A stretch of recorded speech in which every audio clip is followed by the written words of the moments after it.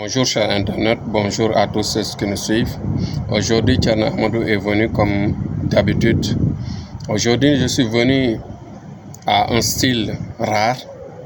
Je suis venu dans le noir, mais juste pour vous expliciter que exactement les djinns, on ne peut pas les chasser de notre vie. On peut soigner les personnes qui sont anéanties par les djinns, mais il y a des méthodes. Il y a la méthode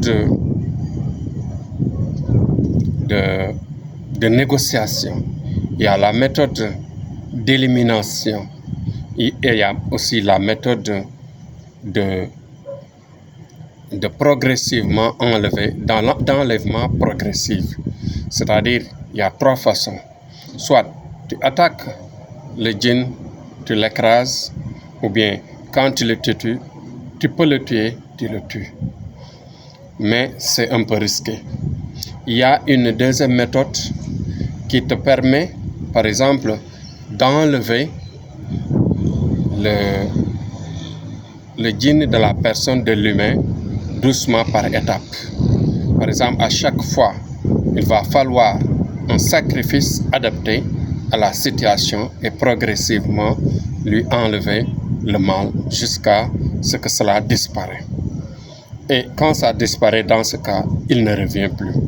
Mais quand on négocie, en général, on peut négocier avec et que ça peut revenir. Il y a deux choses. On peut négocier avec beaucoup de rigueur, beaucoup de force, dans le sens de vraiment faire tout le nécessaire, faire tout le sacrifice, ce qui est difficile pour le client parce que les gens, en général, ils n'ont pas les moyens, parce que quand tu es anéanti par le djinn, en général, tes moyens sont limités. Et ceci, par exemple, donne un énervement au niveau de la personne, du client. En général, le patient, quand il donne une fois le sacrifice, deux fois le sacrifice, en général, ne sait pas que avec la négociation, il faut des étapes jusqu'à la phase terminale. Parce que le djinn, on ne peut pas l'enlever d'un seul coup. Le djinn, tu peux le faire peur, il peut partir. Il peut s'amuser avec toi, partir et revenir. Il peut par exemple avoir pitié de toi et partir d'un seul coup. Mais en un certain moment donné, en général, ils trahissent, ils reviennent. Mais il faut savoir faire, il faut savoir négocier, il faut savoir mettre les choses au point.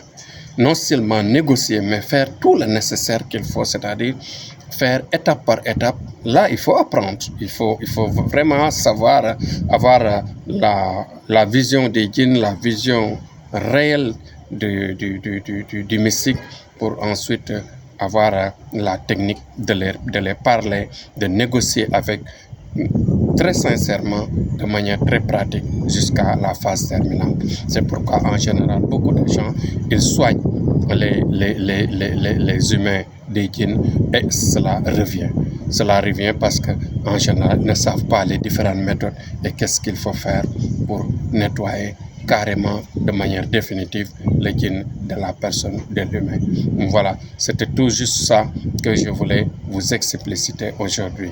Cela veut dire qu'on peut enlever le djinn de la personne définitivement, mais cela va nécessiter de travailler par étapes. Une première étape, négocier. Une deuxième étape, voir est-ce qu'il va revenir ou bien de quel genre il est, quel est le type de djinn on a affaire, de quel genre il est, etc. Et la troisième phase, c'est-à-dire de clôturer et de fermer, de renfermer la personne de protection et de fermer les portes de djinn. Les portes de djinn, il y a des versets, il y a des techniques, il y a des poudres et même parfois il y a des racines. Il y a beaucoup de méthodes qui peuvent bien sûr fermer, bien sûr, l'arrivée encore, le retour du djinn sur l'humain. Donc voilà aujourd'hui ce que j'avais à expliquer au monde sur l'effet des djinns qui attaquent les personnes, les humains. Voilà, merci et à demain.